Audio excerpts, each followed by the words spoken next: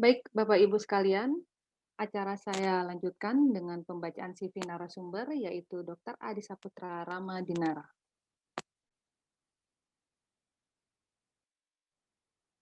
Dr. Adi Saputra Ramadinara menempuh pendidikan dokternya di Fakultas Kedokteran Indonesia dan lulus dengan predikat cum laude di tahun 2009.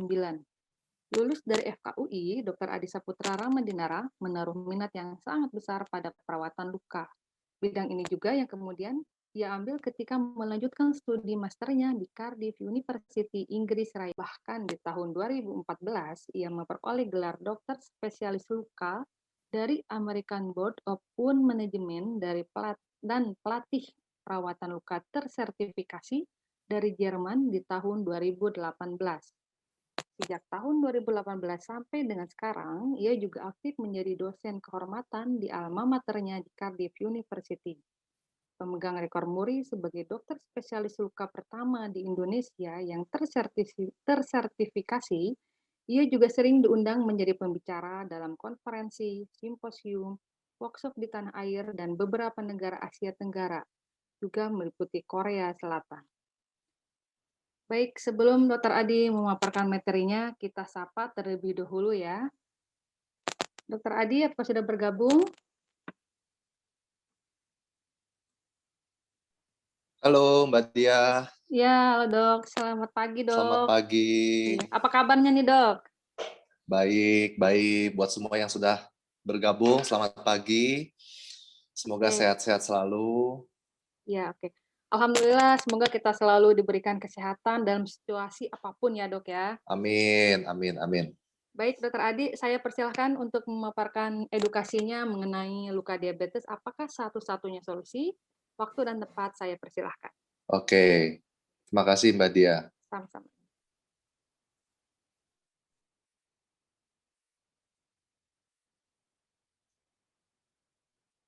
Baik, selamat pagi. Sekali lagi saya ucapkan untuk semua yang sudah bergabung, terima kasih untuk waktu yang bersedia diluangkan ya.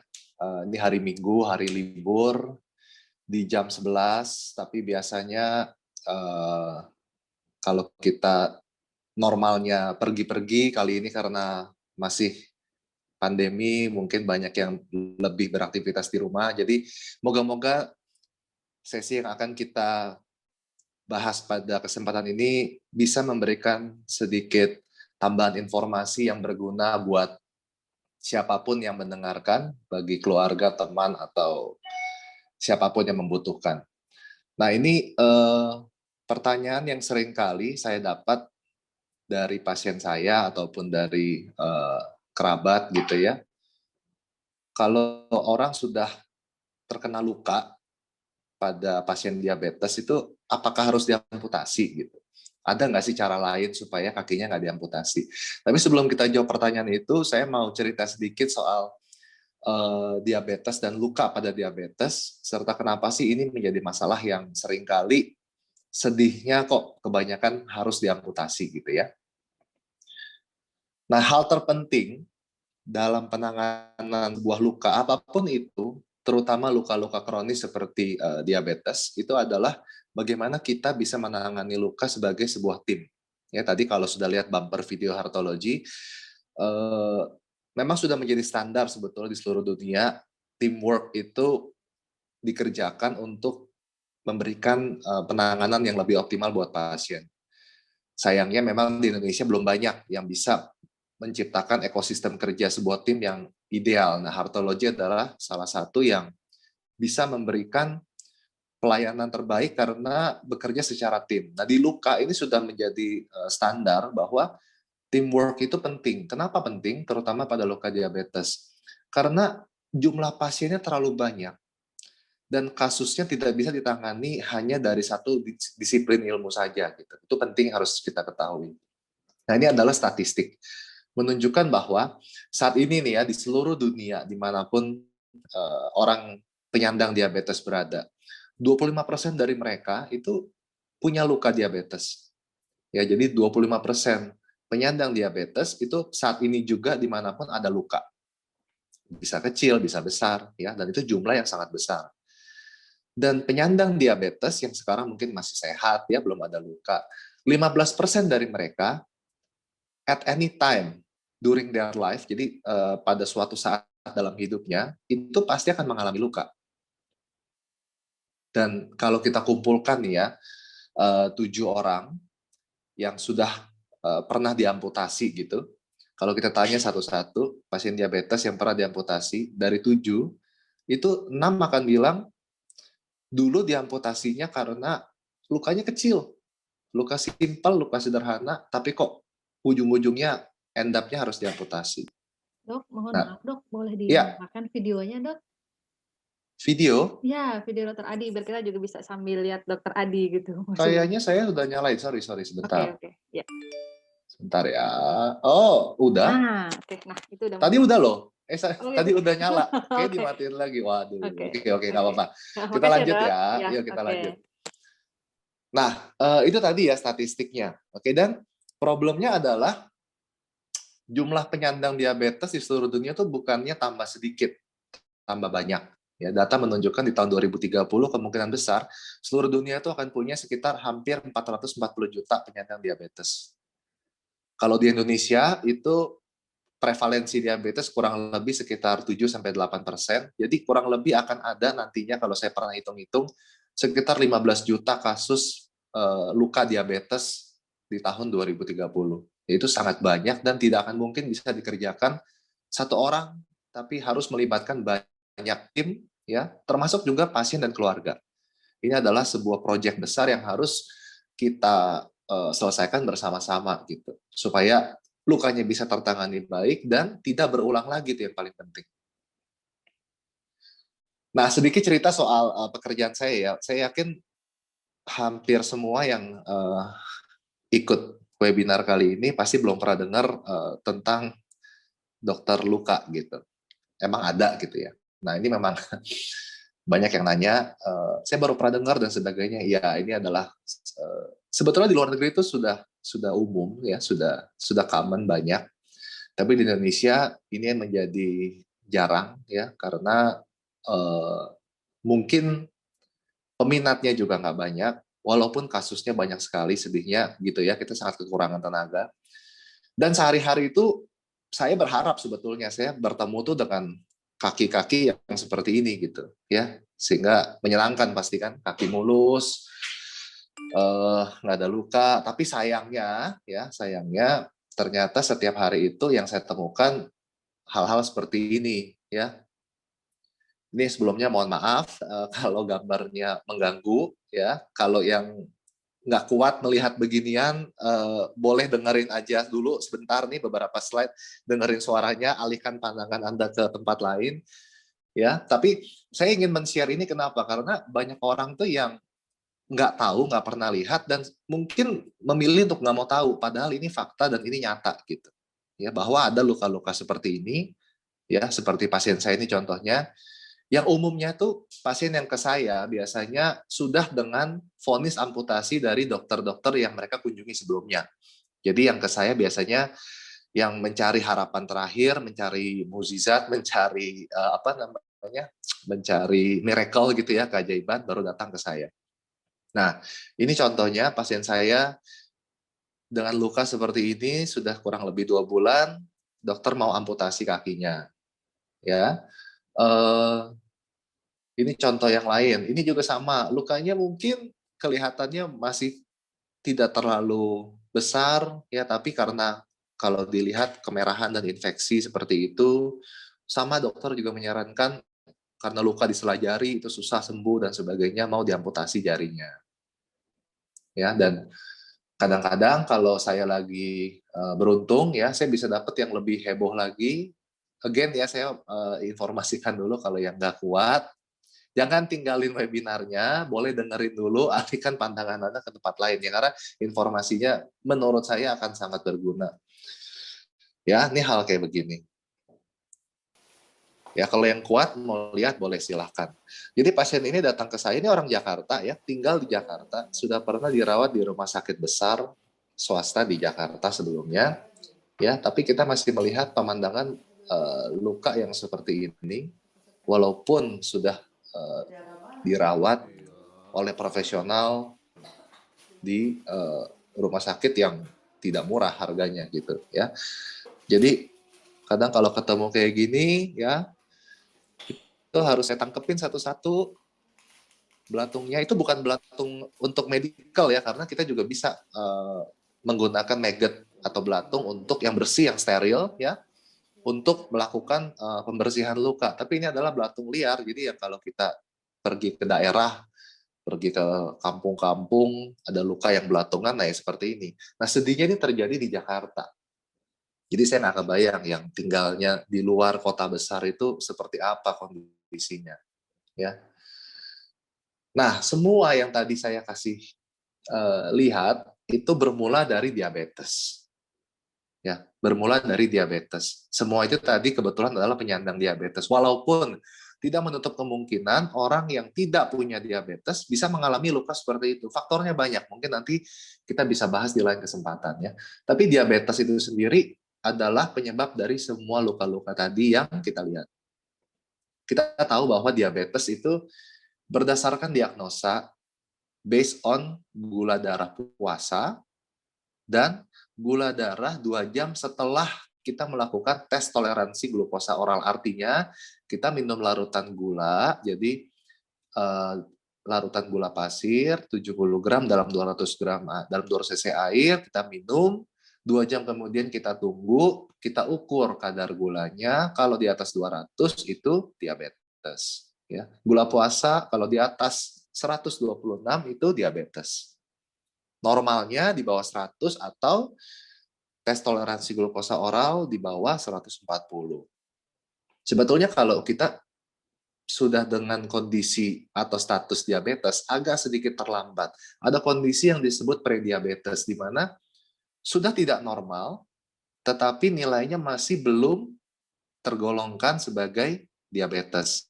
Ya, jadi kalau gula puasa kita masih antara 100 sampai 125 itu harus hati-hati. Artinya sudah mulai ada potensi ke arah diabetes, kita sudah harus mulai memperbaiki gaya hidup, merubah pola makan, dan juga mulai concern terhadap resiko-resiko diabetes dengan mengunjungi dokter untuk konsultasi, bisa diberikan obat untuk mencegah supaya nggak jatuh ke kondisi diabetes. Dan problem dari diabetes itu gini, tidak ada orang yang meninggal karena diabetes. Jadi cause of death diabetes itu nggak ada. Yang ada orang meninggal karena komplikasi dari diabetes. Diabetes itu selain merusak saraf, dia juga akan merusak pembuluh darah-pembuluh darah. Biasanya yang terkena duluan adalah pembuluh darah kecil. Pembuluh darah kecil misalnya di mata, ya. Kemudian di ginjal. Ini berarti, ayo sampai di slide keberapa bisa dibantu? Terus nggak kelihatan sebentar ya dok. 10 kayaknya dok sebentar ya. 10 ya yang ada Ini, gambar itu. Ya ini, itu. oke. Ya, jadi tadi saya ulang sedikit ya. Eh, Diabetes itu yang bikin problem adalah komplikasinya. Ya, diabetes sendiri itu seakan-akan nggak bersalah, tapi dia menimbulkan komplikasi yang bisa menyebabkan kematian. Ya, jadi tadi saya sudah singgung. Coba saya ulang sedikit ya, takutnya tadi keputus. Jadi mulai dari pembuluh darah kecil ya, yang di ginjal, yang di retina mata, yang bisa membuat kebutaan karena kerusakan retina, atau kerusakan ginjal yang menyebabkan orang harus cuci darah. Atau juga bisa melibatkan pembuluh darah yang lebih besar, seperti di jantung atau di pembuluh darah yang menuju ke kaki misalnya. Sehingga menyebabkan nanti serangan jantung atau luka yang sulit sembuh karena aliran darah yang nggak lancar. Nah, jadi itu yang harus kita tahu, bahwa untuk menangani komplikasi tentunya selain komplikasinya diperbaiki, gulanya juga harus dikontrol supaya penyembuhan apapun untuk kondisinya bisa berjalan dengan baik.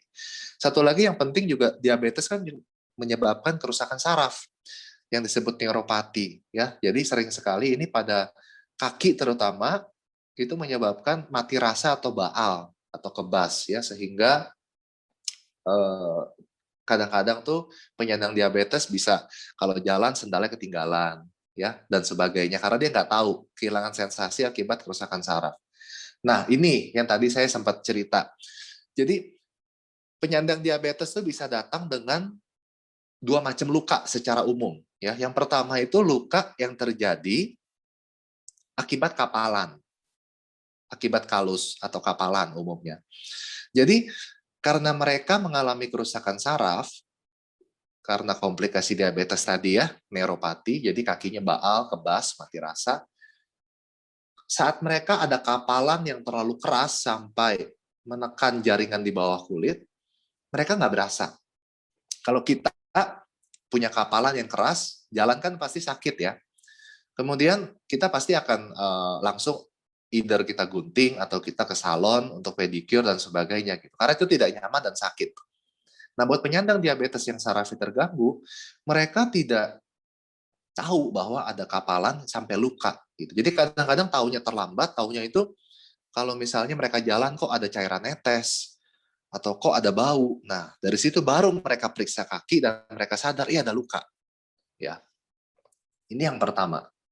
Nah, luka-luka seperti ini biasanya tidak nyeri, tidak sakit. Dan karena dominannya akibat infeksi, biasanya cenderung ada nanah ya, ada cairan, cenderung lebih basah. Ini yang disebut orang-orang awam itu diabetes basah itu loh. Ini biasanya yang terjadi. Nah, tipe yang kedua itu adalah luka yang terjadi akibat aliran darah yang terganggu.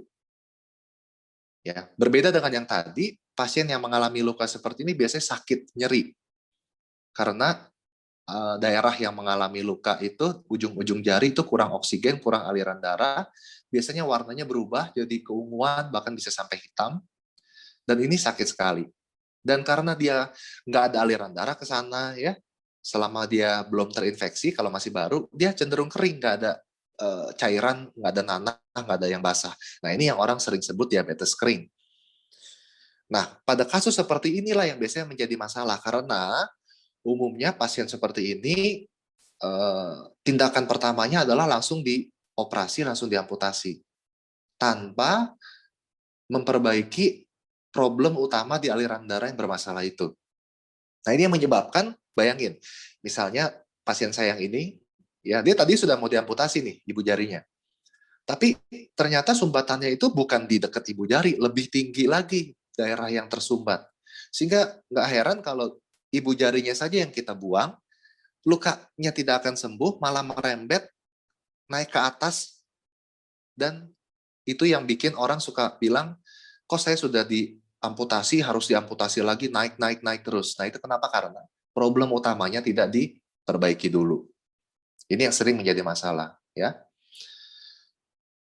Nah, sebetulnya apa sih yang terjadi dalam perawatan luka di Indonesia? Ini kan rumah sakit banyak, dokter banyak ya. Kalau orang punya luka, mau yang simple, mau yang major, yang complicated, mereka datang ke rumah sakit, mereka datang ke dokter kemanapun. Tapi situasinya seperti apa sih sekarang? Saya mau cerita sedikit gini. Banyak yang sudah berubah sebetulnya. Jadi banyak hal yang bahkan sebelum saya mendalami bidang ini, sebelum saya pergi ke luar negeri, kemudian saya jadi aktif mengajar dan sebagainya, banyak hal yang sebetulnya kita tidak pelajari dan kita tidak dalami, bahkan semasa saya kuliah kedokteran dulu. Ya, salah satu hal yang saya yakin akan sering kita alami adalah kalau kita luka, kita datang ke rumah sakit, ke klinik, ke dokter dan sebagainya, lukanya pasti akan dibersihkan gitu ya, kemudian ditutup dan lalu biasanya di terakhirnya itu ditutup dengan menggunakan kasa. Betul ya? Nah, ini secara standar sudah tidak lagi menjadi pilihan. Jadi menutup luka dengan kasa itu sebetulnya tidak lagi benar, ya, pada sebagian besar kasus. Kita bayangkan secara logika seperti ini. Ini sebelum saya jelaskan alasannya, coba kita berpikir secara logika.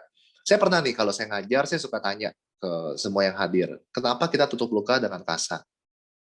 Nah, mereka kebanyakan tuh akan bilang, ya supaya lukanya terlindungi, supaya bakteri nggak masuk dan sebagainya, supaya bersih. Oke. Coba kalau kita ambil kasa, ya, kemudian kita intip dari balik kasa, kita bisa lihat nggak lurus, tembus ke depan? Jawabannya bisa. Kasa itu bolongannya itu tidak kasat mata, ya, masih kelihatan tuh. Jadi kita bisa tembus lihat. Nah, kalau kita berobat, kita tutup dengan kasa. Berapa lapis yang kita pakai? Paling 2-3 lapis, betul ya? Sudah ada studi loh, padahal ternyata nih yang menunjukkan bahwa bakteri itu tidak bisa ditutup atau dijaga supaya nggak masuk hanya dengan kasa. Ya. Tahu nggak kira-kira berapa lapis kasa yang bakteri bisa tembus? Ini sudah ada studi yang menunjukkan. Jadi kalau kita tutup dengan hanya 2-3 lapis kasa, ternyata bakteri itu bisa menembus sampai 64 lapis kasa. Ya. Jadi secara teori kalau kita mau melindungi luka dari bakteri masuk, kita harus tutup dengan 65 lapis dong. Betul ya, karena 64 dia masih tembus. Nah, 65 lapis itu kurang lebih tebelnya seperti ini. Ya. 65 lapis kasa diganti 3 kali sehari. Nah, tuh. Terus pergi kerja kemana-mana ke mall dengan balutan setebel 20-30 cm. Ya. Itu sangat memang tidak ideal dan sudah tidak lagi menjadi standar. Ya. Sayangnya masih banyak yang melakukan dan mengerjakan. Mungkin karena selain keterbatasan juga kekurang tahuan karena luka ini bukan ilmu yang menarik untuk dipelajari oleh sebagian besar orang gitu. Saya yakin bahkan juga mungkin kalau Bapak Ibu yang dengar webinar ini ya, kalau disuruh milih kalau punya anak mau jadi dokter atau sudah jadi dokter, kalau disuruh milih pasti lebih keren jadi dokter jantung kan, kardiologis, bukan dokter yang ngurusin luka. Tapi ya harus ada orang yang mendalami hal ini, kalau enggak semua orang jadi dokter jantung nggak ada yang ngurusin luka gitu ya. Nah, sudah banyak sebetulnya obat-obat, dressing-dressing yang kita punya, di Indonesia pun ada ya, yang bisa kita gunakan untuk merawat luka, banyak sekali ya. Saya tidak bisa tampilkan semua karena terlalu banyak. Masing-masing punya fungsi yang berbeda-beda. Jadi kalau mungkin ada yang sudah pernah jadi pasien saya, sudah pernah ketemu saya tahu, mereka akan tahu di lemari obat saya itu punya banyak sekali dressing atau obat ya. Kita pakai tergantung kebutuhan. Ya, tergantung lukanya seperti apa, kita akan pakai obat yang mana. Alat-alat canggih pun kita sudah ada, ya, negative pressure, baik yang pakai baterai atau listrik maupun tidak, itu kita punya di Indonesia. Cuman sayangnya karena kurang populeran sehingga banyak yang tidak tahu gitu. Ya. Alat-alat ini bisa membantu jika lukanya itu membutuhkan sebuah vakum ya. Jadi misalnya lukanya terlalu basah, cairan terlalu banyak, biasanya kita akan menggunakan negative pressure untuk mengontrol supaya cairan itu tertampung ya. Atau kalau luka terlalu besar, bisa kita sedot dengan pompa negatif ini supaya jaringan baru bisa terbantu untuk tumbuh lebih cepat. Jadi banyak sekali alat bantu yang bisa kita pakai sebetulnya. Kita sudah punya. Nah ini pasien yang tadi, yang foto tadi ya, memang tidak selamanya pasien itu bisa nggak diamputasi. Nggak seperti itu. Ya, jadi kadang-kadang kalau jaringannya sudah mati, infeksi sudah terlanjur parah, ada bagian yang harus kita amputasi. Tapi yang bisa kita cegah adalah, pertama, amputasi yang nggak perlu. Ya, jadi kita hanya buang bagian yang memang perlu dibuang dan kita selamatkan sebagian besar dari bagian kaki tersebut. Seperti pasien ini, yang tadi, langkah pertama itu kita setelah tahu aliran darah tersumbat, saya harus libatkan, harus rujuk ke dokter spesialis yang khusus akan membantu saya menangani masalah aliran darah tersumbat tadi. Jadi saya tidak bisa apa-apain sebelum aliran darahnya diperbaiki. Nah, baru setelah aliran darah diperbaiki, kita ada waktu tunggu sekitar 3 minggu supaya memastikan aliran darahnya betul-betul lancar, baru kita bisa buang bagian yang rusak seperti ini. Ya, tadinya pasien ini mau dibuang sampai pertengahan kaki, bahkan mungkin sampai pergelangan kaki. Tapi dengan teamwork dan assessment yang kita kerjakan bersama, kita bisa melimitasi bagian yang diamputasi sehingga pasien bisa masih punya kaki, gitu. Hanya kehilangan ibu jari. Terus yang penting lagi adalah dengan teamwork yang baik, kita libatkan dokter ahli dalam bidang pembuluh darah, kita bisa memastikan bahwa luka yang diakibatkan dari amputasi bisa sembuh dan tidak merembet naik ke atas, ya. Jadi kalau tidak, yang berbahaya adalah setelah kita buang ibu jarinya, nanti jari berikutnya akan mati. Jari berikutnya lagi, kemudian sampai ke punggung kaki dan sebagainya. Itu yang kita cegah dengan penanganan yang optimal sejak awal. Nah, ini kalau ingat pasien saya yang tadi, ya, dia kebetulan aliran darahnya baik, tidak ada masalah. Problem utamanya adalah infeksi akibat dari luka yang sudah terlalu lama dibiarkan. Nah, kita rawat dengan baik, ya, yang tadinya mau diamputasi, kemudian kita lihat, ya, ini kemerahan itu adalah daging baru, ya, daging baru. Jadi atau kalau dalam bahasa medis itu kita sebut jaringan granulasi. Itu buat kita kalau buat saya sih ini cantik sekali ya, karena itu adalah cikal lukanya akan segera mau sembuh, mau nutup. Itu adalah daging baru yang tumbuh, ya. Pada akhirnya kita rawat dengan baik. Umumnya kontrol itu bisa sampai 5 hari sekali, ya. Jadi tidak setiap hari diganti obatnya. Pada akhirnya dia bisa sembuh tanpa perlu diamputasi. Ya, ini yang lain juga. Ini belum lama ini saya tangani. Pasien ini segera mau diamputasi, katanya karena infeksi dan kemerahan sekali. Ya, aliran darahnya bagus. Itu langkah pertama. Biasanya pasien-pasien saya akan cek dulu aliran darahnya. Kalau bermasalah, baru saya libatkan dulu dokter ahli pembuluh darah. Kalau tidak, kita bisa langsung tangani lukanya.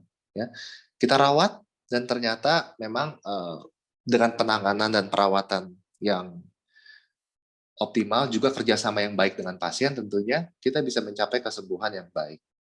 Nah, tapi dari semua itu buat saya yang penting adalah pencegahan. Ya, baik yang belum punya luka, jadi penyandang diabetes jangan sampai punya luka, ya. Dan yang sudah punya luka jangan sampai lukanya kambuh lagi. Oke, pencegahan itu penting. Coba saya mau tanya, dari yang hadir, ini ada berapa yang hadir ya? 100? 132, Dok. Nah, dari 132 yang hadir, udah pada mandi pasti kan? Atau belum mungkin ya, karena kan nggak kelihatan wajahnya hari Minggu kemana-mana. Siapa dari 132 orang yang pagi ini sudah periksa kakinya? Kalau yang sudah mandi pasti sudah ngaca, sudah nyisir, make upan mungkin. Mbak Dia mungkin make upan, pakai bedak, pakai lipstick. Tapi siapa yang sudah periksa kaki hari ini? Periksa kuku kaki, periksa kaki, ada luka nggak, ada kapalan nggak? Biasanya kita selalu memperhatikan wajah tapi tidak kaki. Ya, nggak tahu kenapa. Jadi pada pasien diabetes, apalagi yang punya faktor resiko, yang sarafnya terganggu, rusak, ini seringkali jadi masalah. Karena kebiasaan kita jarang sekali memeriksa kaki dan memeriksa isi sepatu. Pernah nggak kita mau pergi buru-buru pakai sepatu, di dalamnya ada kerikil. Bahkan ada pasien saya yang ada paku payung di dalam sepatunya. Kalau kita langsung sakit kan, langsung refleks melepas sepatu dan sebagainya. Tapi buat mereka yang diabetes, yang sarafnya terganggu, mereka nggak tahu. Itu paku payung nempel di kaki, nancep juga mereka nggak tahu. Ya, itu yang pertama. Jadi awareness bahwa kaki itu penting, ya, apalagi buat yang punya faktor resiko, tolong diperiksa setiap hari. Ya. Lalu banyak alat bantu seperti sepatu khusus, insole khusus yang tersedia dan bisa dipakai untuk mereka yang punya problem dengan persarafan di kaki akibat diabetes atau yang bentuk kaki sudah mulai berubah akibat komplikasi diabetes. Ya, karena kita harus menjaga supaya bentuk kaki sefisiologis mungkin sehingga tidak terjadi nanti area-area yang mendapat tekanan berlebihan padahal seharusnya daerah tersebut tidak didesain untuk menerima tekanan yang berlebihan. Lalu jangan lupa ini yang selalu saya ingatkan ke semua orang. Lakukan langkah-langkah ini terutama buat Anda yang penyandang diabetes ya. Bersihkan kaki setiap hari. Jangan dengan air panas, dengan air biasa aja. Ya, kemudian keringkan terutama selajari.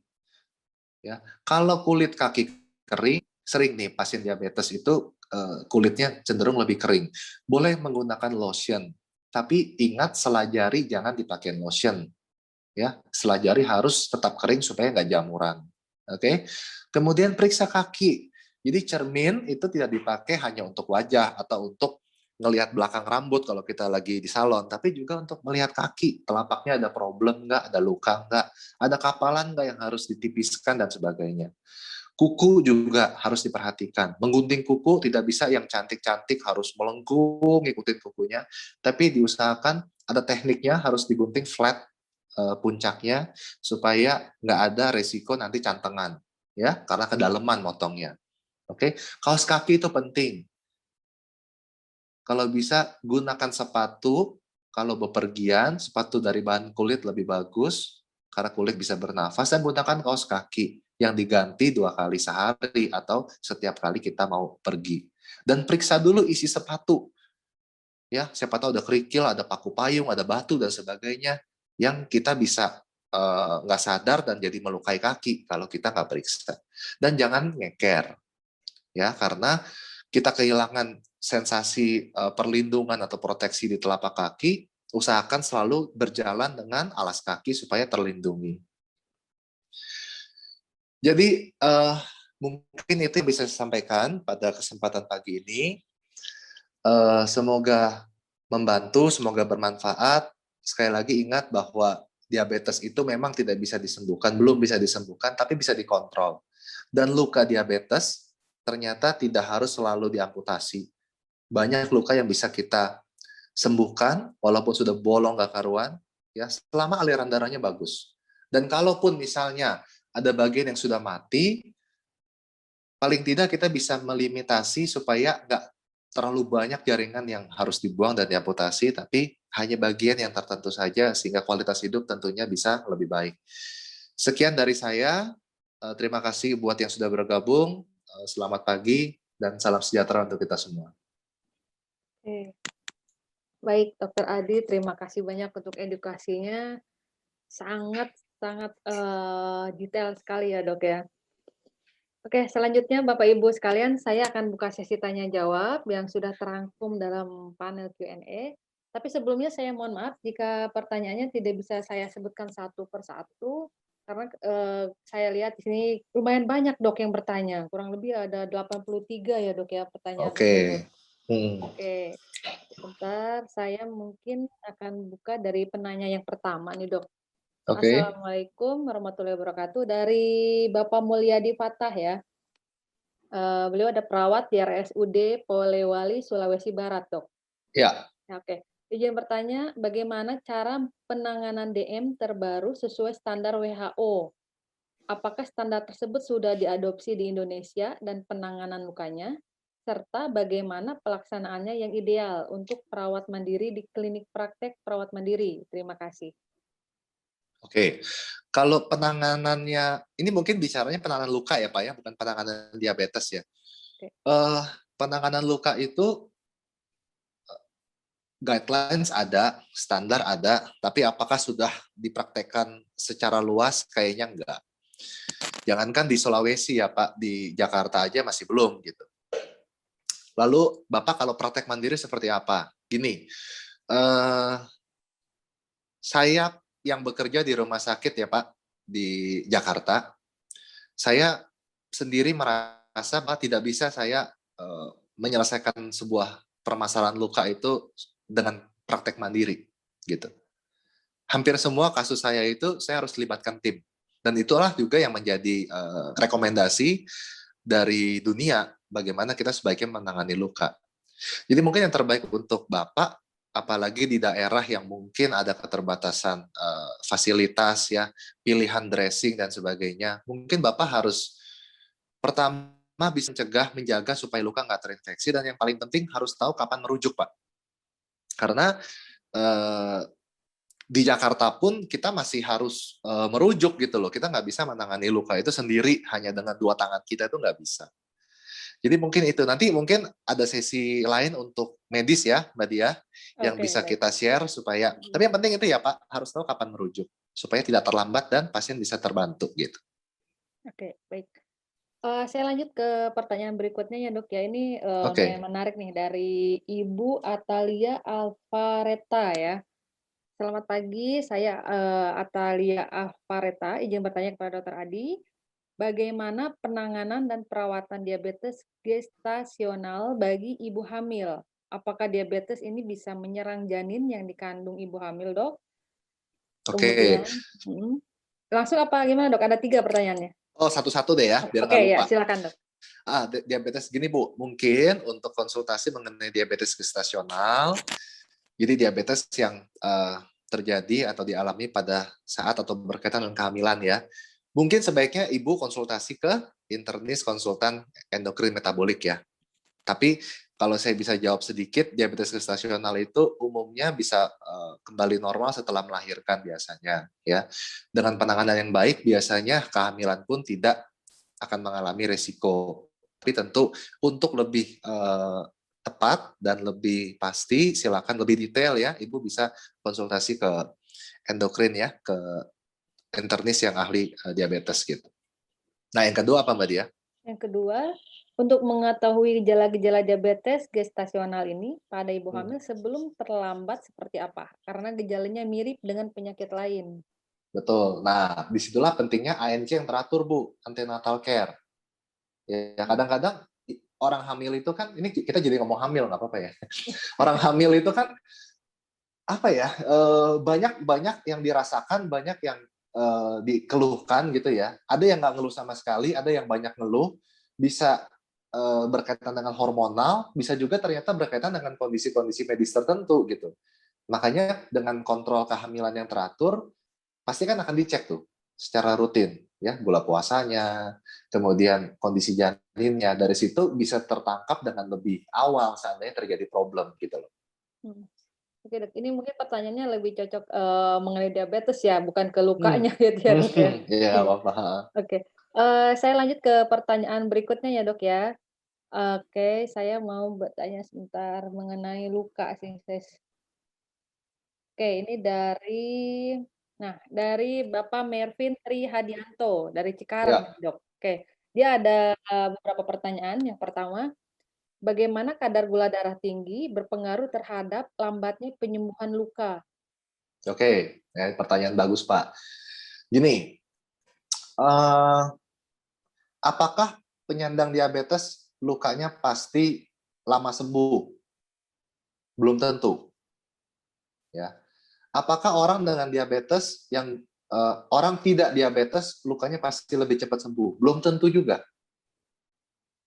Banyak pasien saya yang gulanya tinggi, 400-an, ya, tapi bisa sembuh dengan baik. Nah, kenapa diabetes dengan gula tinggi kadang berpengaruh? Ada pengaruh, karena biasanya gini, penyandang diabetes yang punya gula tinggi itu potensi infeksinya lebih besar. Infeksi yang tidak tertangani baik akan bikin gulanya juga jadi tinggi lagi dan susah dikontrol. Jadi itu kayak lingkaran setan. Ya.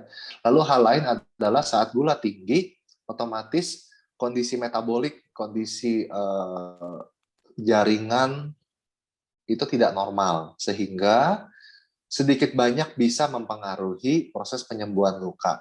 Bukan berarti orang yang gulanya tinggi pasti nggak sembuh-sembuh, tidak. Ya. Tapi tentu dengan penanganan yang komprehensif tuh semua kita tangani, gulanya kita turunkan sambil infeksinya kita atasi gitu loh, supaya beriringan jalannya. Gitu ya, Pak ya. Hmm. Oke, kita lanjut. Ada pertanyaan lainnya, ini masih dari Pak Mervin, yang satu lagi saya Mm-mm. bacakan ya, Dok ya. Yuk. Apa benar antiseptik seperti Povidone iodin, Rivanol Mm-mm. mematikan iodin, Rivanol mematikan sel-sel baru sehingga menghambat penyembuhan luka? Oke. Povidone iodin dan Rivanol betul itu adalah antiseptik ya. Sekarang ini untuk luka kronis berdasarkan konsensus terakhir ya Pak, itu tidak direkomendasikan sebetulnya digunakan untuk eh, antiseptik sebagai pencuci luka secara rutin. Untuk luka kronis ya, untuk luka yang seperti luka diabetes dan sebagainya. Jadi ada pilihan lain sekarang yang ternyata lebih aman untuk jaringan sehat dengan tetap efektif membunuh bakteri. Seperti halnya antiseptik yang dulu-dulu seperti povidone iodine atau Revanol itu etakridin laktat ya. Jadi itu tidak lagi menjadi pilihan sekarang karena masalah bukan dia langsung mematikan semua jaringan sehat tidak, tapi banyak hal secara medis yang mungkin detailnya terlalu medis ya. Susah nanti kalau saya jelaskannya di seminar awam ini. Tapi nanti di kesempatan lain, kalau ada seminar medis yang Bapak mau dengar penjelasan detailnya, nanti Bapak bisa bergabung. Ya, tapi sekarang rekomendasinya tidak dengan itu. Ya. Oke, baik dok. Saya lanjut ke pertanyaan berikutnya ya dok ya. Ya, Ini dari Ibu Fitri Rahmawati. Selamat siang dok. Izin selamat bertanya, siang, Bu. untuk pasien dengan luka gangren DM dan diperberat dengan PAD, mana yang harus diprioritaskan untuk penanganannya? Nah, ini pertanyaan bagus, Bu. Jadi gini, kalau pasien punya PAD, PAD itu peripheral arterial disease, jadi aliran darah ke kaki yang terganggu. Oke? Sehingga dia saat mengalami luka jadi nggak sembuh-sembuh. Nah, yang harus diprioritaskan adalah tergantung kondisi klinisnya. Dua-duanya penting, jadi aliran darah harus diperbaiki, sumber infeksi harus ditangani secara simultan berbarengan. Jadi biasanya kalau pasien PAD dengan luka datang ke saya, tugas saya adalah saya menjaga dulu supaya lukanya nggak terinfeksi, supaya kalau di heartology kita ada Dr. Suko Adiarto, kardiologis interventionist yang sangat expert menangani masalah aliran darah kaki yang tersumbat. Jadi saat saya jaga supaya lukanya nggak terinfeksi, saya memberikan waktu untuk Dokter Suko melakukan tindakan memperbaiki aliran darah di kaki gitu. Jadi bukan berarti oh Dokter Suko duluan deh, saya nggak mau utak-atik lukanya, tidak. Tetap saya tangani dengan fokus, dengan tujuan bukan untuk sembuh, tapi supaya nggak infeksi sehingga Dokter Suko bisa lakukan tindakan. Setelah tindakannya selesai, aliran darahnya kembali semaksimal mungkin lancar, baru kita bisa lanjutkan perawatan lukanya gitu loh, kurang lebih. Oh, Nah disitulah pentingnya teamwork oke, baik. gitu. Kita lanjut ya dok ya. Ini ada pertanyaan bagus sekali nih dok dari Pak Rizky Pratomo. Oke. Oke. Izin bertanya kepada Dokter Adi, dalam kondisi seperti apa dok, luka kaki diabetes tersebut perlu diamputasi? Pada stadium Mm-mm. berapa harus dilakukan amputasi? Oke, amputasi kita lakukan banyak penilaian ya Pak. Pertama, kalau kondisi jaringan sudah tidak memungkinkan lagi untuk pulih. Ya, Mhm. biasanya ini pada kasus-kasus yang infeksinya terlalu berat atau PAD atau kematian aliran darah yang terganggu yang menyebabkan ujung jari atau bagian kaki itu menghitam sampai mati. Nah, pada kondisi itu baru kita bisa menganalisa. Ya, memang saya nggak bisa jelaskan stadium sekian-sekian karena faktornya banyak dan butuh di-assess, Pak. Untuk bisa menentukan, oke, kita potong ini aja karena ini kemungkinan besar sehat dan sebagainya gitu. Oke. Oke, cukup jelas ya. Saya lanjut ke pertanyaan berikutnya ya dok ya. Ini dari Ibu Olive Indri Leksmana. Nah, ini pertanyaannya ada beberapa, saya bacakan yang berhubungan dengan luka diabetes. Salah satunya adalah, apakah saat luka diabetes obat diabetasol oral harus diganti dengan insulin? Apa ada efek insulin terhadap penyembuhan luka dibandingkan obat diabetes oral saja? Oke, obat diabetes oral ya. Jadi gini, penanganan diabetes yang dengan insulin maupun dengan obat-obatan itu tidak dipengaruhi oleh kondisi luka, sebagian besar begitu. Ya, jadi Mhm. kalau gulanya bagus nih, terkontrol, ya HbA1c oke, bagus, cakep. Terus kan pengobatan diabetesnya tidak perlu langsung oh karena ada luka ganti ke insulin, tidak. Tapi kalau gulanya ini sebenarnya tinggi nih, pasiennya masih dengan obat minum, belum mau pakai insulin. Terus ada luka, lukanya parah lagi. Nah, disitulah biasanya saya sarankan, yuk kita coba sementara waktu paling tidak gunakan insulin dulu. Ya, karena gulanya toh nggak bagus-bagus amat, dan ada komplikasi yang memperberat, yang bikin gulanya pasti lebih susah dikontrol dengan obat minum. Gitu. Karena orang dengan infeksi gulanya pasti cenderung lebih tinggi, dan akan lebih susah dikontrol. Gitu. Jadi nggak harus dan nggak selalu. Oke, saya lanjut ke pertanyaan berikutnya. Ini dari Ibu Liza Sidarta ya dok ya. Oke, selamat siang dok. Saya Liza Sidarta dari Jakarta ingin bertanya, apakah menderita DM ada luka di kaki? Kakinya dingin disebabkan penyempitan pembuluh darah? Apakah ada tindakan lain yang bisa dilakukan seperti melebarkan pembuluh darah ataukah harus diamputasi? Begitu, Dok. Oke, Bu, terima kasih pertanyaannya. Nah, inilah Bu, eh, yang tadi saya singgung, PAD, peripheral arterial disease, atau gangguan atau kondisi di mana aliran darah yang ke kaki itu bermasalah ya. Salah satu tandanya adalah teraba dingin di kaki. Oke. Di samping keluhan lain yang orang sering keluhkan itu biasanya nyeri, nyut-nyutan, sakit, dan kakinya teraba lebih dingin dari kaki yang sehat. Apakah bisa dilebarkan? Bisa, secara prinsip. Oke, bagaimana caranya? Nah, untuk itu ahlinya kalau kita di Heartology ada Dr. Suko, beliau yang akan bisa menentukan dengan pemeriksaan ya, seperti angiografi dan sebagainya, ditentukan dulu nanti titik lokasi sumbatannya di mana, kemudian bagaimana langkah terbaik untuk melancarkan aliran tersebut. Bisa dengan dibalon saja, dilebarkan, atau digunakan stent dan sebagainya. Ya, jadi bisa Bu, bisa. Apa resikonya kalau nggak dibuka aliran darahnya? Sekarang mungkin saat nggak ada luka, mungkin ya hanya teraba dingin dan nyut-nyutan. Tapi kita yang namanya manusia, dan apalagi itu ngomongin kaki, kita nggak akan pernah tahu Bu, kapan itu mengalami luka, betul nggak? Kita lagi jalan nggak sengaja tiba-tiba kebentur aja, kesenggol. Yang kita orang sehat nggak apa-apa. Tapi karena ada aliran darah yang sudah bermasalah, faktor usia juga, dan mungkin diabetes, dari kesenggol kebentur aja jadi luka yang bikin jarinya hitam sampai banyak yang diamputasi gitu. Jadi mumpung kita masih sehat-sehat belum ada luka ya, coba mungkin ibu bisa konsultasi. Oke. Baik, saya lanjut ke pertanyaan berikutnya dari Bapak Ronald Kartika. Apakah gangren Oh, kering bisa ini dokter Ronald nih. oh, itu Ronald, oke. Ya, dokter Ronald, apa kabar dok? Pertanyaannya, begini ya, Dok, apakah gangren kering bisa dipertahankan atau auto auto amputasi Amputasi. bila pasien menolak amputasi? Oke, oke dok. Jadi untuk dry gangrene yang stabil artinya gangrene ini benar-benar kering dan nggak terinfeksi, ya, tepiannya bagus dan ada sign of healing, itu bisa kita pertahankan. Kalau bagian yang gangrene itu memang memungkinkan untuk auto amputasi, misalnya sering kan kalau kita punya ibu jari ya, ruas ujungnya aja, gitu ya, atau bagian dari ruas ujung, itu mungkin bisa. Tapi saya punya pasien waktu itu kalau nggak salah hitamnya itu sampai setengah begini nih, ya. Jadi dia hit kaki dengan setengah forefoot itu hitam. Ya itu kalau nungguin kaki copot bisa mungkin, tapi ya mau berapa lama gitu kan? Dia harus harus harus hidup dengan kaki yang begitu ngatung begitu.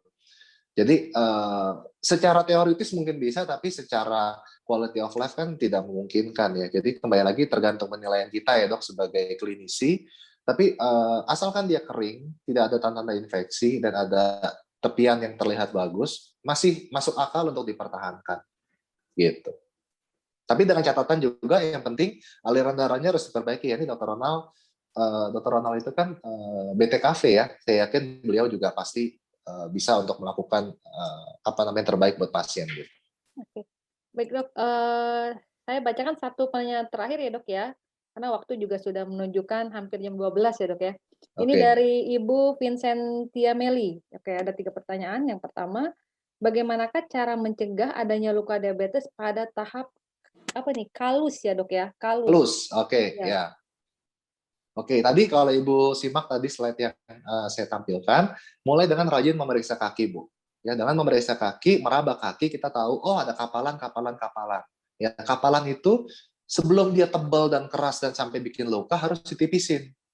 Ya, kadang-kadang hati-hati nipisin sendiri, guntingin sendiri, niatnya baik tapi malah bisa bikin luka ya. Karena kan tidak semua orang familiar dan cakap dalam melakukan itu. Jadi kalau ibu tidak bisa, sebaiknya datang ke yang ahli ya. Lalu gunakan alas kaki dan insole yang tepat. Kadang-kadang ibu butuh insole khusus, alat bantu khusus supaya kapalan yang muncul di tempat tersebut tumbuhnya tuh nggak terlalu cepat gitu ya. Ada jeda waktu yang normal. Walaupun pasti akan tetap muncul, tapi nggak secepat itu. Gitu ya Mbak Dia. Oke. Ya, ini ada pertanyaan yang berikutnya lanjutan yang nomor 2-nya. Hmm. Apakah dengan tahap kalus bisa disembuhkan terlebih dahulu sebelum menuju ke tahap luka selanjutnya yang lebih parah? Oh bisa Bu, justru itu yang saya senang. Artinya saya berdoa semoga orang yang atau pasien yang membutuhkan bantuan saya itu datang nggak dengan kondisi yang sudah babak belur, bolong-bolong, belatungan gitu loh. Ya, itu kan kerjaan yang lebih repot, lebih lebih buat pasien dan juga buat saya. Tapi kalau kita bisa cegah dari awal ada masalah, yuk saya bantu. Itu lebih happy untuk semua orang gitu. Tentu bisa. Sekarang sudah mulai banyak yang begitu karena sudah aware ya. Mhm. Kalau dulu kan udah benar-benar angkat tangan, semua orang angkat tangan baru akhirnya datang ketemu saya gitu. Oke. Ini yang pertanyaan nomor 3 masih dari Ibu Vincentia Meli. Ya, Bagaimana cara membedakan antara luka kulit biasa dan luka akibat diabetes? oke. Sebetulnya tidak ada luka akibat diabetes, Bu. Luka diabetes adalah luka yang terjadi pada penyandang diabetes. Seringnya terjadi di kaki, kenapa? Karena penyandang diabetes punya dua faktor risiko tadi. Satu, saraf yang rusak, sehingga baal dia nggak tahu kalau luka. Atau yang kedua, aliran darah yang terganggu. Dan secara kaki itu kan yang paling jauh dari jantung, dan pembuluh darah itu panjang, tanpa ada cabang-cabang seperti tempat lain. Paling sering tersumbat juga salah satu di situ. Gitu. Tapi orang dengan diabetes bisa aja luka di tangan, luka di mana. Ya. Biasanya lukanya bukan karena diabetes, tapi karena benturan, gesekan, atau trauma gitu. Mmm, Tapi kebetulan dia diabetes sehingga ada sedikit perbedaan dalam tata laksana gitu. Dok, ini sepertinya saya akan tambah waktunya ya, Dok, ya. Ini 10 menit lagi ke depan ya, Oke, Dok. ya boleh nggak apa-apa. Heeh, Yuk, yuk. sepertinya makin menambah nih. Saya lihat pertanyaan Ya, sampai detik ini 123, Dok, yang wow, bertanya. oke, Oke. Ini saya oke, lanjut dari Dokter Bambang. Dokter Bambang Lukmantono dari Tuban, Jatim ya, Dok, ya. ya, Mohon izin, Dok, mau bertanya, apakah penderita DM dengan ulkus kronis dan kerusakan pembuluh darah perifer sebaiknya diberikan vasodilator perifer atau vasodilator perifer lainnya selain OAD dan lainnya? oke, Harus ditambah harus ditambah antibiotik apa? oke. Gini, jadi Dokter Bambang menanyakan pasien kalau ada luka di kaki, pembuluh darahnya mampet, ya. Selain Mmm, obat diabetes harus dikasih apa gitu kan? Nah, oke. begini dok, dari pengalaman, kita pasti secara normal akan tambahin obat untuk pengencer darah, untuk memperlebar pembuluh darah, seperti cilostazol dan sebagainya. Tapi, kalau pembuluh darah kaki sudah mampet, obat-obat itu nggak akan bisa bekerja maksimal. Jadi suka nggak suka, mau nggak mau, harus dibuka via tindakan, via PTA, percutaneous transluminal angioplasti, atau tindakan kateterisasi yang kemudian diikuti dengan balon atau stent.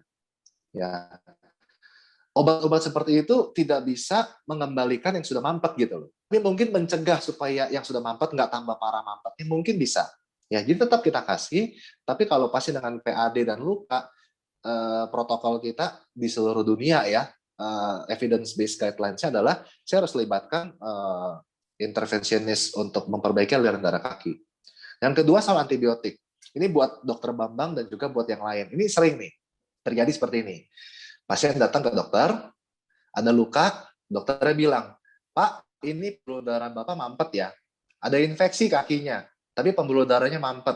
Ya, jadi saya kasih antibiotik ya Pak, antibiotik minum 3 kali sehari untuk 7 hari nanti kontrol. Sering pasien cerita ke saya seperti itu. Pertanyaan saya, itu kan pembuluh darah mampet ya. Mmm, Kalau kita minum antibiotik, kira-kira antibiotiknya bisa nyampe nggak ke ujung tempat yang infeksi? mmm, Logika aja nih, logika awam aja kita berpikir. Ya, lucu ya. Jadi kadang kita, ya itu, tapi pasien kadang-kadang gini loh, Indonesia kan masih begitu menganggap dokter itu yang lebih tahu, dan dokter itu ya udah dokter ngomong apa ikutin ya. Saya juga selalu ngajarin pasien saya harus kritis ya. Saya pun bisa salah, saya pun bisa nggak tahu. Kalau saya nggak tahu, kita cari tahu jawabannya sama-sama gitu. Tapi by logic itu tidak masuk akal, betul nggak? Pembuluh darah mampet, gimana antibiotik bisa nyampe ke ujung ya. mhm, Jadi untuk dokter Bambang kasus seperti itu, kita optimalkan penanganan infeksi yang tadi saya bilang. Saya tangani infeksinya secara lokal supaya tidak. Kalau ada infeksi sistemik akibat dari situ, betul kita gunakan antibiotik, tapi tujuannya bukan untuk mengatasi infeksi yang di kaki ujung itu, tapi untuk mengatasi kuman-kuman yang kabur di pembuluh darah menyerang yang lain gitu loh ya, ke paru dan sebagainya dan sebagainya. Sambil kalau di heartology kita ada Dokter Suko, beliau yang akan menangani masalah pembuluh darah yang mampet itu, sehingga simultan kita menangani pasiennya gitu. mmm, oke, baik. Dok, saya lanjut ya, Dok, ya. Ini, Yuk. terkait kasa nih yang bertanya dari Bapak Budi Warnaya. Hmm. Bagaimana cara memodifikasi balutan kasa agar sesuai dengan standar? Sedangkan puskesmas itu peralatan dan pilihan dressing-nya hanya ada kasa aja, Dok. gitu. Itulah Pak, saya paham. Saya pernah di puskesmas juga dan saya tahu penderitaannya seperti apa di sana. Ya, memang nggak bisa Pak. Artinya kalau Bapak mau modifikasi ya Bapak pakai 65 lapis Pak. Ya, ada kadang-kadang yang gini, oke pakai kasa, kemudian dipakein film yang steril, ya. Jadi ada transparan film yang steril. Tapi transparan film juga di sana nggak ada. Dan transparan film itu nggak ideal, cairan bisa diuapkan, nggak bisa diserap, sehingga menjadi bonyok lukanya. Jadi sulit memodifikasi. Yang bisa kita lakukan adalah kita mengedukasi, Pak. Kalau semua orang tahu bahwa kasa itu tidak baik untuk menutup luka, terutama luka kronis ya. Semua orang itu termasuk yang berkepentingan dalam membuat keputusan dan kebijakan. Ya. Pasti itu akan berubah. Pasti policy akan berubah, pasti seperti halnya gini, zaman dulu HbA1c, pemeriksaan untuk mengetahui ya rata-rata gula darah 2-3 bulan, HbA1c itu dulu mahal sekali. Dulu mungkin yang periksa hanya 1-2 orang, Prof. Sidartawan dan beberapa orang lain. Tapi sekarang begitu itu sudah jadi standar, diadopsi nasional oleh Perkeni dan sebagainya, harga turun, semua orang bisa menikmati. Nah, saya harap luka pun bisa begitu, saat semua orang tahu, oh standarnya nggak seperti ini, kita harus berubah. Ya otomatis ketersediaan akan luas dan harga pun bisa menjadi lebih terjangkau. Gitu. Oke, baik. Ini dari Samarinda, Dok. Dari Dokter Aji Nadia Yasmin ya, Dok, bertanya Ya, nih. Oke, saya Nadia dari Samarinda Foam Dressing yang ideal untuk luka dekubitus lama yang bagaimana, Dok? Katanya. oke. Dokter Nadia mungkin nanti gini, dekubitus agak sedikit off topic. Dokter Nadia DM saya aja deh, ya. Nanti Oke. saya jelaskan Instagram saya @dokterluka, silakan buat yang mau follow atau yang mau tanya silakan. Banyak juga pasien-pasien yang nggak bisa ke Jakarta, yang mau nggak mau kita harus, kalau bisa saya bantu, kita bantu ya. Kalau yang nggak memungkinkan ke Jakarta, silakan nanti follow aja DM saya, nanti kita ngobrol di situ ya. Ini saya bacakan pertanyaan yang terakhir ya, Dok ya, dari Oke. Ibu Hana sepertinya. Hmm. Tanya saya Dokter Adi, yang pertama bagaimana cara merawat kaki diabetik di rumah? Oke. Yang pertama itu. Oke. Gini, kalau ibu punya luka, ya, apalagi ibu diabetes, sebaiknya ibu kontrol dulu ke dokter, ya. Nanti setelah ibu ke dokter, dokter sudah membuat asesmen, oh oke Bu, ini lukanya tidak separah itu misalnya dan sebagainya. Ibu mungkin bisa lebih aman untuk melanjutkan perawatan di rumah. Tapi kalau ibu kerjakan dari awal, yang saya khawatirkan ibu tidak tahu lukanya dalam apa, separah apa, perawatannya belum tentu tepat, nanti ujung-ujungnya kayak yang tadi tuh Bu, Hmm. 7 orang yang sudah diamputasi, kalau dikumpulin 6 dari 7 pasti akan bilang, dulu lukanya mah kecil, ya tapi kok tambah parah sampai harus diamputasi. Nah saya nggak mau itu terjadi ya, jadi coba ibu konsultasi dulu, kemudian sesuai arahan dokter, nanti kalau memang bisa dirawat di rumah monggo silahkan gitu. Oke. Saya bacakan pertanyaan lainnya dari masih Ibu Hana. Apakah kaki yang dingin dan kadang kesemutan bisa potensi menjadi kaki diabetik? Oke, kaki diabetik itu adalah gini Bu, kondisi kaki pada penyandang diabetes ya. Jadi kalau ibu diabetes ya, dan ibu punya masalah di kaki, itu adalah diabetic foot gitu. Nah, kalau ibu mengalami kesemutan, itu kemungkinan dingin, ya, bisa jadi terjadi problem juga di masalah aliran darah atau persarafannya yang sudah terganggu karena komplikasi diabetes. Jadi mungkin sebaiknya ibu cek, ya, pastikan gula darah terkontrol dan cek untuk komplikasi. Ya, jadi kita bisa melakukan monofilament test, itu kita mentes sensitivitas kaki, perabaan kaki, ya, untuk melihat ini aman nggak nih kakinya nih, masih oke nggak sensor detektor kakinya dari trauma dan sebagainya ya. Lalu yang kedua, periksa aliran darah. Biasanya kita lakukan yang nggak invasif tuh ABI, ankle brachial index test. Jadi kita tes untuk mengetahui secara fungsional masih oke nggak sih aliran darah ke kaki gitu. Itu bisa kita kerjakan sebagai screening awal.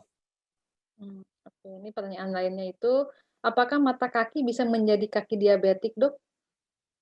Mata kaki, maksud ibu mata Iya, ikan kali ya? Kalau mungkin mata kali, Bu. kaki, mata kaki mah ada Bu, semua orang ada. Bisa aja, karena corn itu kan atau mata ikan ya, corn itu kan bisa menyebabkan penekanan di jaringan bawahnya sakit ya kan, kadang-kadang terus bisa ngecongkel-congkel jadi luka, bisa aja ya. Jadi maksud saya penyandang diabetes kalau punya masalah di kaki ya yang di luar normal, sebaiknya konsultasi dulu ke dokter, ya. Karena jangan sepelein hal kecil gitu. Semua orang yang saya temui dan juga cerita-cerita dari teman-teman di luar dan sebagainya, mostly itu terjadinya semua karena hal kecil. Kuku nancep, gunting kuku kedalaman, kebentur pintu, kebentur meja, gitu loh. Atau motong kapalan sendiri, ujung-ujungnya kok infeksinya berantakan banget gitu. Sebaiknya, karena kaki cuma dua ya Bu, kecuali kita kakinya banyak, kayak kaki 1000 sih nggak apa-apa ya. Amputasi satu masih ada 999, tapi karena kaki cuma dua dan Ibu punya faktor resiko, sebaiknya dijaga baik gitu. Oke, baik Dok, menarik sekali ya Dok ya nih, mohon maaf nih, kepada seluruh penanya tidak bisa saya sebutkan satu persatu untuk pertanyaannya. Oke, baik Dokter Adi, terima kasih banyak untuk Sama-sama edukasinya. Mbak Dia. Ya, sangat-sangat, ini Dok, sangat, memberikan edukasi kepada kita semua ya, terbuka semua Ya, dari tadinya salah kaprah mengenai penanganan luka tersebut ya Dok ya. semoga nggak bosan ya, nggak Oke, bosan dan nggak jijik ya. oke, Dokter Adi, saya ucapkan terima kasih untuk Oke, waktu baik. dan pemaparannya. Mohon maaf kepada seluruh penanya, pertanyaan tidak saya sebutkan satu persatu. Untuk, pemenang, hari ini yang akan mendapatkan voucher GoPay atau OVO, saya sebutkan di sini, yaitu, Bapak Mervin Hadianto, kemudian Ibu Fitri Rahmawati, Bapak Rizky Pratomo, kemudian Liza Sidarta, dan Dokter Ronald Kartika. Oke, selamat kepada pemenang. Baik, hadirin sekalian, rupanya, sesi tanya jawab ini saya tutup. Saya ucapkan terima kasih kepada seluruh peserta yang telah meluangkan waktunya untuk mengikuti webinar pada hari ini. Semoga apa yang disampaikan memberikan ilmu yang sangat bermanfaat bagi kita semua. Sampai jumpa di acara webinar berikutnya bersama Heartology Cardiovascular Center. Wassalamualaikum warahmatullahi wabarakatuh.